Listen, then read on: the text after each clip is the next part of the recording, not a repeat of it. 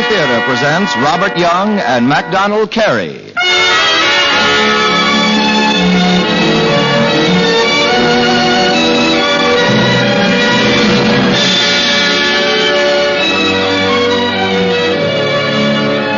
From Hollywood, the Mutual Broadcasting System, in cooperation with Family Theater, brings you MacDonald Carey in Stopwatch Finale. To introduce the drama, here is your host, Robert Young.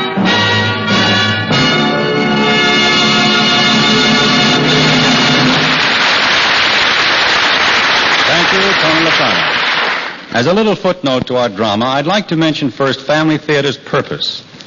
Family Theater wants to put the word prayer back into all our vocabularies and put the daily practice of family prayer back into our homes, all our homes, everywhere. And now to MacDonald Carey, starring in Stopwatch Finale.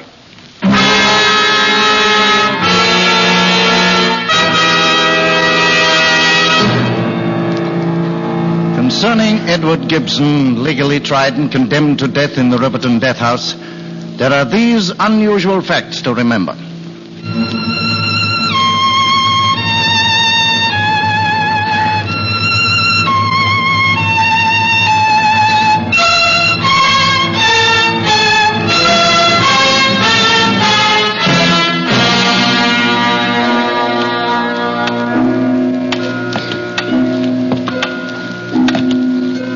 Time's going fast, Warden.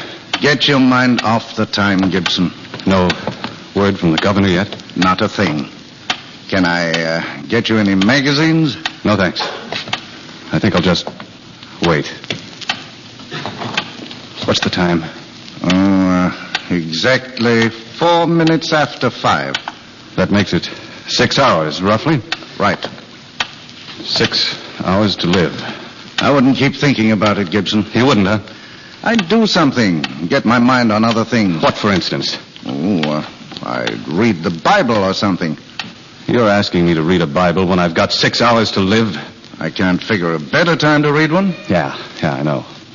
They all do it, I suppose. Well, if you want, I'll get the chaplain, too. You don't need chaplains or Bibles, Warden, when you don't believe in God. Gibson, you wouldn't be trying to fool me, would you? I think you're a pretty decent fellow. Decent, huh? Yeah. When they tried me and found me guilty, you still say that? That's right. Thanks anyway. That's one of the reasons why I mentioned the chaplain. Gibson, you've got 6 hours to live. Mm-hmm. Roughly 5 hours and 40 minutes. All right. Now, Gibson, with 5 hours, 40 minutes to live, do you mean to tell me that it's just going to be all over for you tonight? Just a plain blackout? That's right. They throw the switch on you, and then it's curtains. It's quick. You get cold, it's over. Nothing more? Nothing more. Just curtains. In other words, Gibson, you just don't believe in God. How much time did you say I had left, Warden? 5 hours and 40 minutes. 5 hours and 40 minutes. Warden, if I had 5 years and 40 minutes, 500 years and 40 minutes, I still wouldn't believe in God. That's on the level, Gibson? Sure. Why should an electric chair make me change my mind?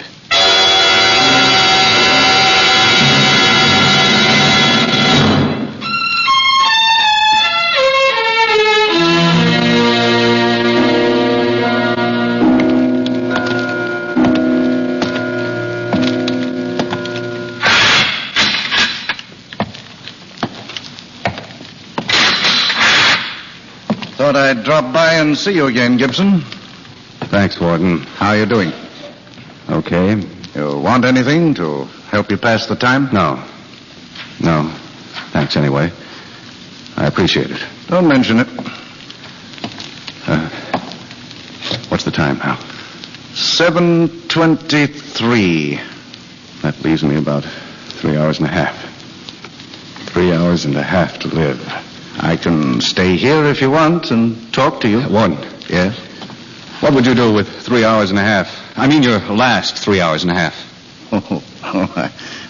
I'd probably get a few stiff hookers into me. Yeah, I could get a drink, couldn't I? Anything you want, Gibson. Yeah. be honest with you, I never cared much for this stuff. Maybe a glass of beer now and then. You want beer? I can get you anything. No.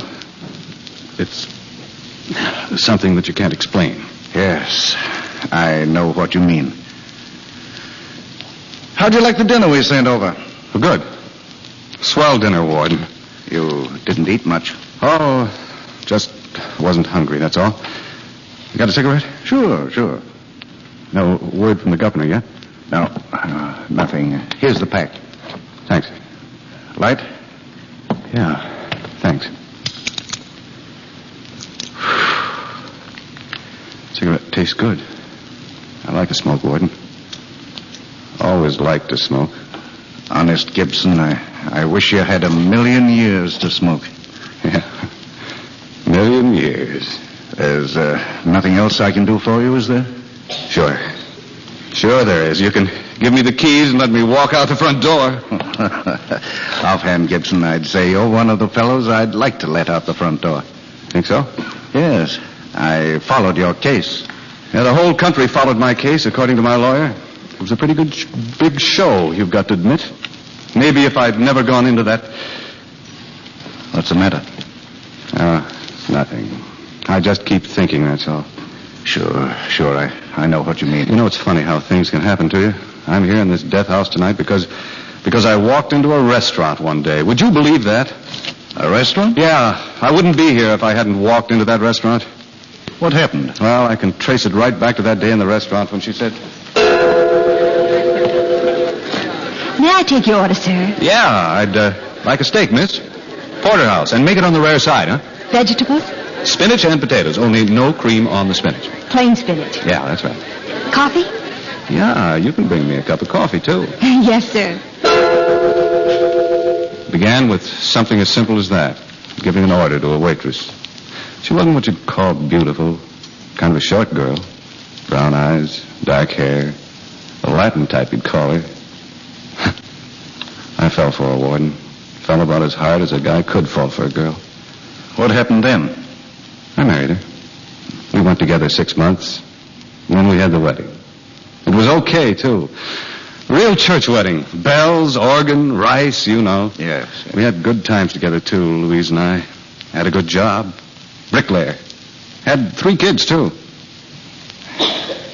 Just can't figure it out. I mean, it should have worked the other way. What do you mean, Gibson? What other way? I mean, about the house. Oh. We figured it was just about everything we wanted. You know how people like to get out of cheap flats. You figure if you have a nice house, good big rooms, well, it's a place you can be proud of. A place you can invite people to, your friends. Louise always wanted a nice house. I see. And I got her a house.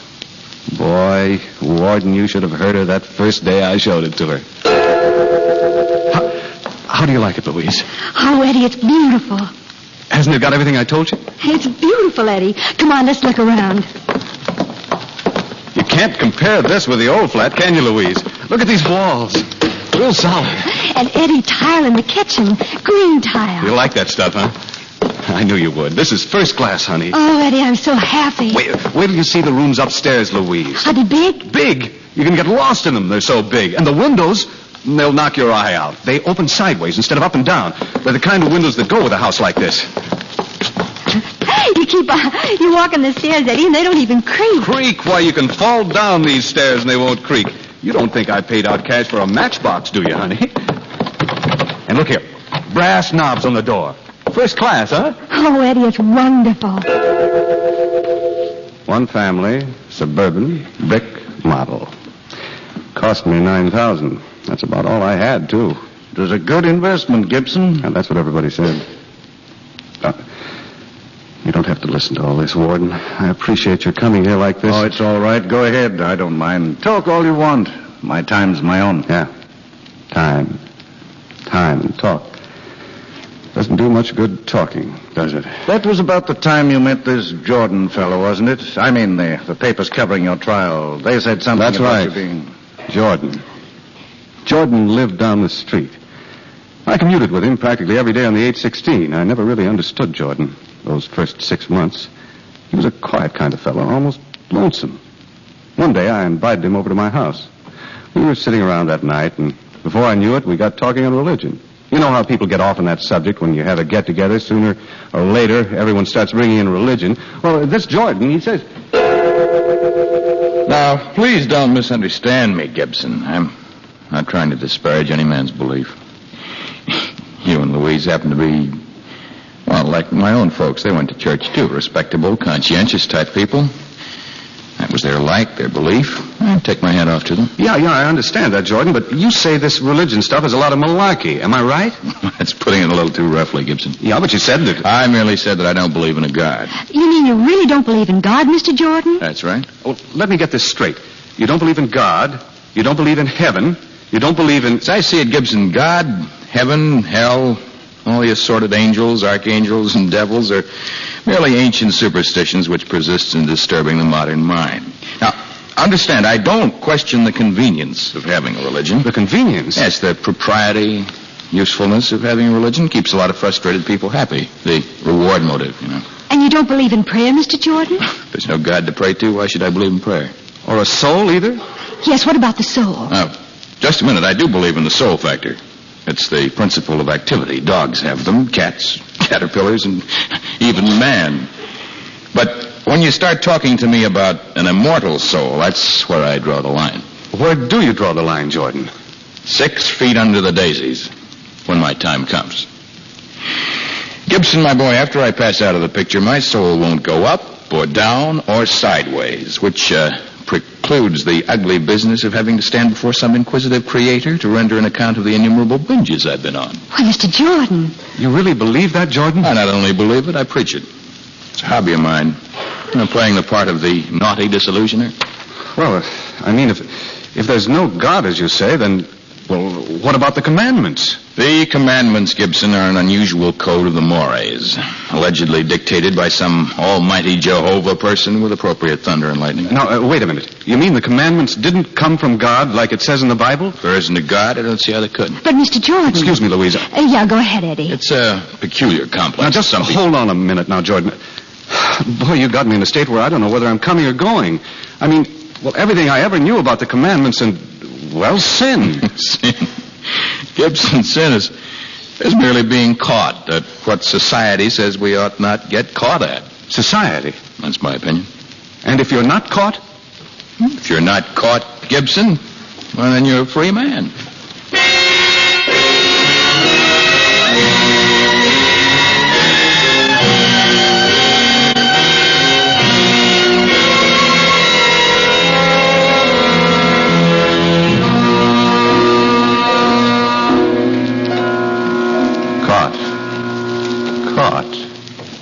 That's a little word, Warden. They caught me. But what else about this Jordan fellow? Jordan? Well, he had me mixed up ever since that talk we had in the house.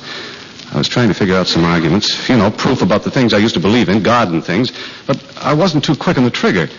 Jordan was a clever egg. I had to admit it. I said... Jordan, you certainly can dish that stuff out. Why, you even got me bamboozled. Maybe you're beginning to see the light, Gibson. Well, I don't know. The more I begin to think of those... Tell you what, I want you to come with me tomorrow night. Where? Jefferson Circle. I have a regular audience down there every Thursday night. You mean you really make speeches in Jefferson Circle? It's really a study, the faces of those people. Gibson, they're like a bunch of scared kids when I give them the works. What do you mean, the works? Oh, I call it my stopwatch finale.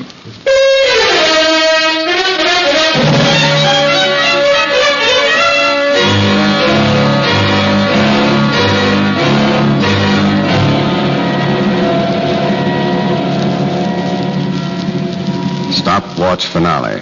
That's what he called it. What did he mean, stopwatch finale? Oh, it's an old gag, Warden. You get out in front of the people and you pull out a stopwatch. Stopwatch. Time's really going, isn't it, Warden? My God, I'm talking here as if I had 1,000,000 years to live. Did you hear what I just said, Warden? You mean about... I said, my God. Kind of a habit, I guess. Gibson, are you sure you don't want me to get the chaplain for you? No. I'm walking out on my own steam. Let's see, where was I? You were saying something about a stopwatch. Oh, yeah. Well, this Jordan used to go down to Jefferson Circle every Thursday night. He'd get up on the platform in front of the people, and he'd say, he had a swell voice, too. He'd say...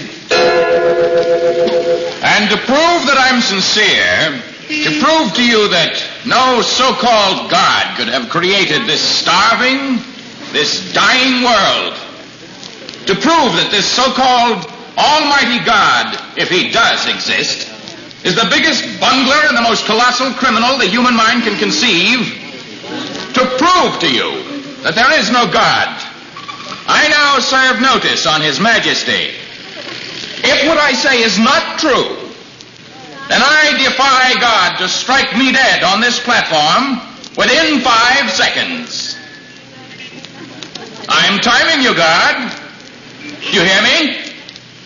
I'm giving you 5 seconds to strike me dead if what I say is not true. 1, 2, 3, 4, 5. Thank you. So that's what he called stopwatch finale, huh? Yeah. Well, you know the rest of the story. It happens to thousands of people.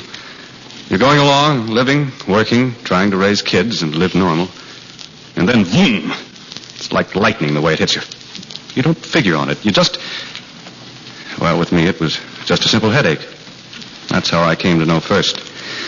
I had a headache that day, and I left the job early. I went home, opened the door of my house, and then I heard the laughing in the other room. I opened the parlor door, Warden. My wife jumps out of the chair like a scared rabbit almost. I wondered why she was so nervous all of a sudden. Then I looked at him. Jordan. He's grinning kind of and saying... Your wife is really a sketch, Gibson. Most delightful sense of humor. Oh, Louise. Oh, you're home early, darling. I had a headache. The old sinus trouble, Ed? No, it's just an ordinary headache. Well, Mr. Jordan dropped in for some tea. Oh, that's fine. You don't mind excusing me if I go upstairs? You're not sick, are you, darling? No. A couple of aspirins will fix it up. Go ahead. Don't let me disturb you. That's what I thought, Warden. A couple of aspirins would fix it up. But I couldn't get that other feeling out of my head. I thought about it for weeks. Maybe I was wrong. I hoped maybe I was wrong and that Louise was only... Then Jim Holloway, he's my brother-in-law, Jim came up to me one day and he says... You working hard, Eddie? Yeah, they keep me going when the weather's right. You know how it is with bricklaying, Jim. What have you got out there in the backyard? Oh, I'm building a little garage. Laying the bricks myself. Didn't Louise tell you about it? No, that kid sister of mine never tells me a thing. You know, some one of these days, Jim, I'm going to get a car. Louise and the kids will enjoy a trip to the beach and up to the country. I think she ought to go out more. You know, she ought to have more fun. You know how it is with women staying home all day with the kids, no fun, kind of washes them out. After I get a car, you know, I Ed. Yeah? I came over to see you for something special. You don't mind if I tell you something? Oh, right ahead, Jim. Now, I don't want you to get excited. Don't want you to go losing your head or anything. What do you mean? Maybe I should keep quiet, but I'm going out on a limb and I'm doing it because I like you, Ed. What's on your mind? Now, it may be only rumors, but... Yeah? Yeah, go ahead. Well, if I were you, I'd keep my eye on that guy, Jordan. What do you mean? I mean, Louise. Yeah. Yeah, Louise. Thanks, Jim.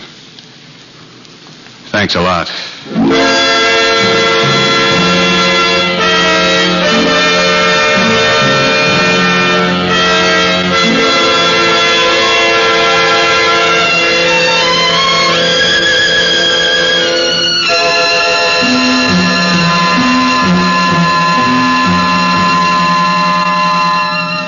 So that's how you first found out about Gibson. About this other man, is it, Gibson? It's a dangerous thing going around with stories like that, even if it's the truth. Well, Jim thought he was doing right. I don't blame him. What happened after that? Well, I felt kind of sick the rest of that day. First, I thought I wouldn't say anything to Louise, but that night in the house, I came right out with it. I told her everything that Jim said. I can still see her face getting white, the look in her eyes. All right, you know everything now. What are you going to do about it? Louise, don't look at me like that. Tell me it isn't true. It is true. I love him. All right, you snooped and you found out. I love him. What else do you want me to say? The kids, Louise. Our house. Oh, honey, I can't. I just can't believe that you... Oh, it's no use, Ed. I'm fed up with it all. I'm fed up with the sneaking and the shame. I'm finished. You mean our marriage is off? Oh, maybe it was never on. But how can you say... Louise, you're not going away with him. Yes, I am. I see, Louise. Okay.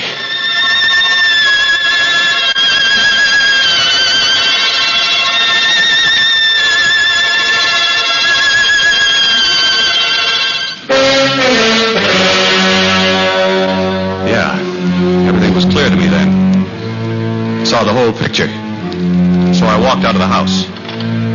Sure, I could see Jordan's point now. It was plain as the nose on your face. But the first time it clicked, I should have figured the angle long ago. It was an old game, old as the hills. You could steal into a guy's house, the house he's paid for and sweated for. You could steal into his house and talk to his wife, get her infatuated, turn her head, talk to his kids, use nice words, be a nice guy. You could talk a lot of big talk about religion and stuff. There is no God. There is no God. You could say those words, and because there isn't a God, you don't have to worry about a guy's wife or his kids or his house. All you got to worry about is don't get caught. See? Don't get caught. Society doesn't like it. Well, I wasn't worrying about society, about what's right and what's wrong. Don't get caught. If that's the game Jordan was playing, then little Ed Gibson can play it too.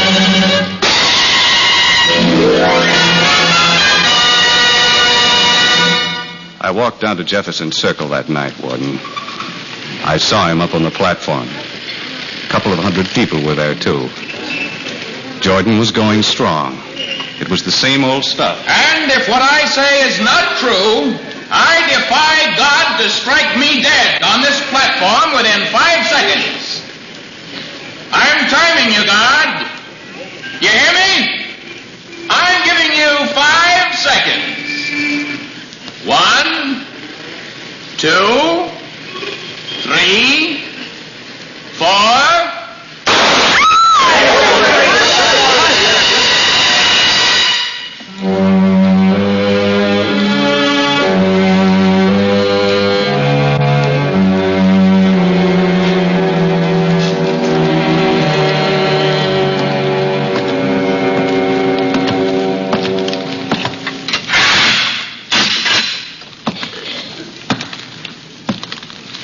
Time, Gibson? All right, Warden. I'm ready and waiting. I can still get a chaplain for you. No. I can make it alone. Okay, just as you say, Gibson.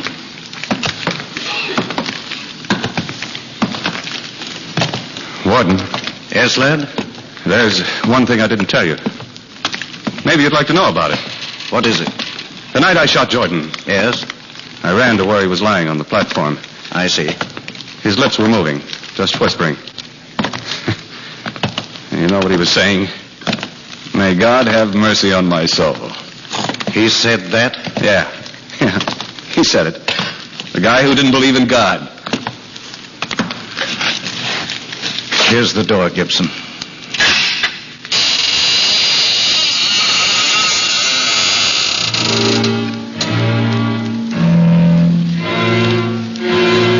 Concerning Edward Gibson, legally tried and condemned to death in the Riverton death house, there is this other unusual fact to remember.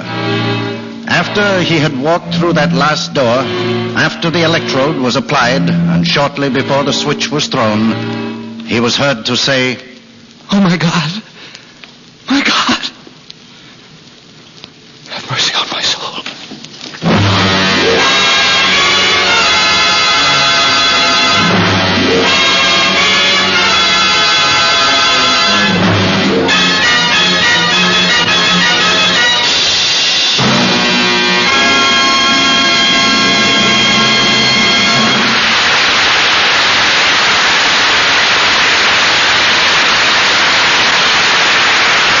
Now, back to our host, Robert Young, And our star, MacDonald Carey. Thanks, Tony. You know, Family Theater's really cluttered up this program with family men, Tony included. I see, Mac, you've just become a father again. Yeah, just in time for Father's Day. Naturally. Congratulations. First boy and third child, isn't it? Yeah, that's right, Bob, but it's you who should be congratulated. You're still one up on both me and Tony. We'll count that as a head start.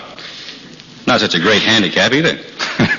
Well, I noticed, Bob, you've just been chosen by the boys of the Boys Club of America as one of America's favorite fathers. How do you figure that? Me with 4 girls. Or do you figure that's the reason? Could be at that. Well, while we're pointing fingers, I don't suppose I ought to mention that the Los Angeles downtown businessmen named you their motion picture father of the year, huh? Well, at least I'm not in line yet to be named favorite father-in-law. Well, you have me there, Mac, but long range your competition even in that field. And the sort of competition I like to see. Bob, how about a thumbnail family sketch, a sort of little autobiography? Well, married 18 years, Betty and I. Correction, happily married 18 years. 4 daughters, Carol Ann 17, Barbara 13, Betty Lou 7, and Kathy 5. Well, short and modest, but it'll do. Mac, you asked for an autobiography. I'd like to do a little twist here, for what I mean to talk about is not myself, but prayer. Go ahead, Bob. Did you ever think of prayer as a little autobiography each night? No, but I can see how it could be. Well, sort of like this. Through prayer, we tell God about the pleasures and blessings of the day. Itemize them, add them up, and say, thanks. Next, we tell him our troubles. That's the second chapter. And ask his continued help. Then we look ahead, not too far, just to the next day, to the next chapter, and ask his guidance. This way, prayer is a sort of self-examination, sort of a personal note-taking. That's why I call it a little autobiography. I get it. It's a self-sketch, each person under his own byline, huh? Or each family under the family byline. And as Family Theater always reminds us, the family that prays together stays together. More things are wrought by prayer than this world dreams of.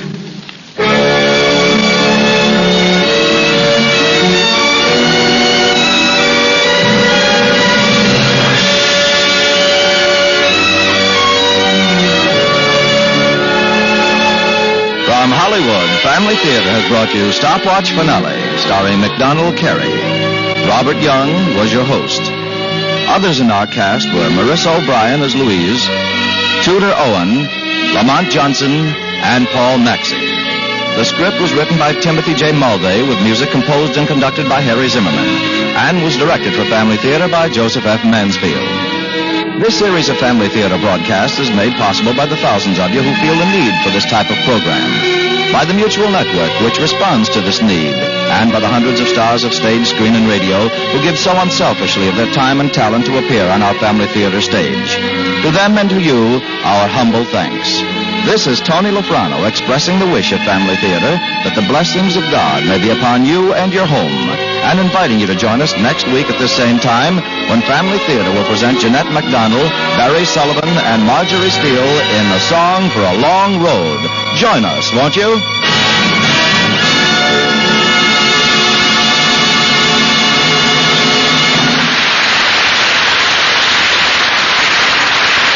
Family Theater is broadcast throughout the world and originates in the Hollywood studios of the world's largest network, the Mutual Broadcasting System.